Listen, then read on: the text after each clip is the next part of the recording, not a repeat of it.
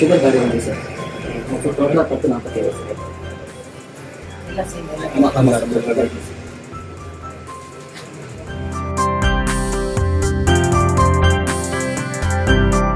தமிழ்நாடு முழுவதும் ரேஷன் கடைகளில் பொருட்கள் தங்கு தடையின்றி வழங்க நியாய விலைக் கடை பணியாளர்களுக்கு அறிவுறுத்தப்பட்டுள்ளதாக கூட்டுறவுத்துறை அமைச்சர் காந்திராஜ் தெரிவித்துள்ளார். அமைச்சராக பதவியேற்ற பின் சொந்த தொகுதியான அரக்கோணத்திற்கு வந்த காந்திராஜுக்கு தாவேகாவினர் உற்சாக வரவேற்பு அளித்தனர்.